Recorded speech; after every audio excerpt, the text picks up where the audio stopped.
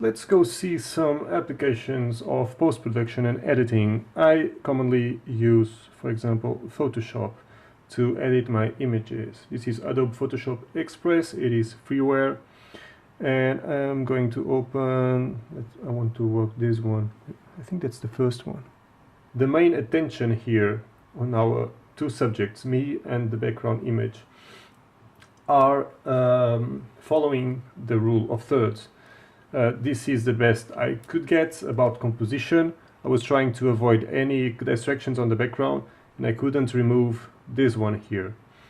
So and this is the reason why, because for me it was more important to have a correct exposure and a correct light on myself than removing that part of the image, because I could remove that part of the image, changing the angle and my location, but then the light wouldn't be as good as here.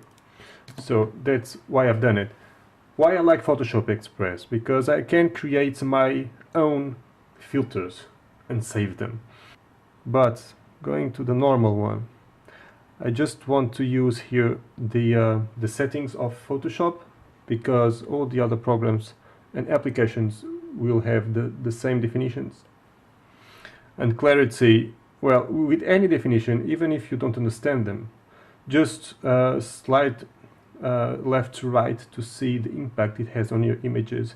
Here the clarity is manipulating the micro contrast of is changing the textures of your image. For example, the skins, if we remove the clarity, we are removing the texture of the skin. But if we decrease it too much, it gets almost blurry and like dreamy effects, milky, and I don't quite like that. I prefer to have a little bit more bigger impact and bigger contrast using this. But there you go, it's subjective. You have to choose the best for your image.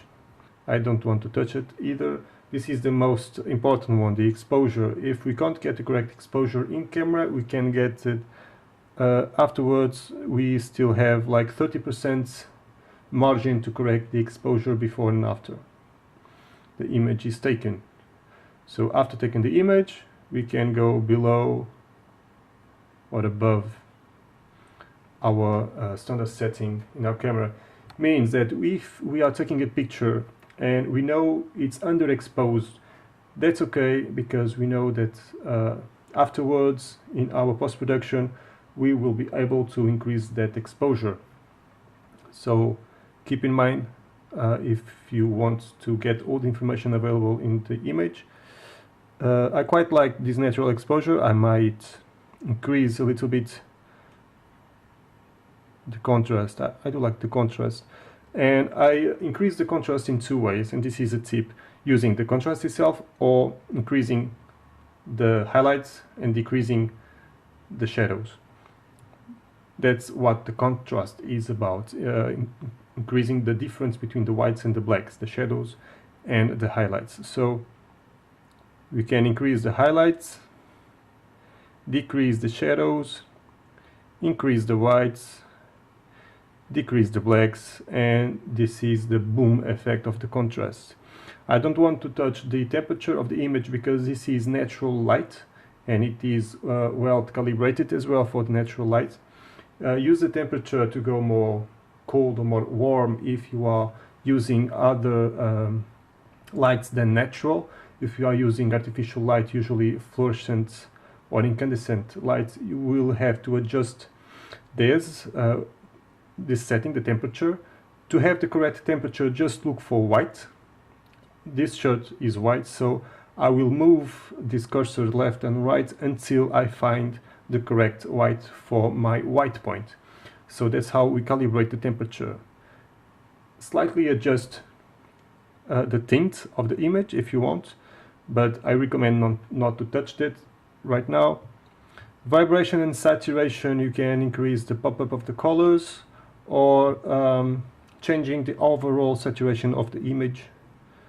I like to use 50% saturation, less, to create a more dramatic image. But in this case, I really like the blues, because I'm wearing a blue suit, and the blue is the opposite color of yellow, and my skin is mainly yellow, so it creates a very good contrast in terms of colors. And so I'm going the other way around. Oh, I've done it already, just to pop up a little bit the colors toward the blues and give this the final image.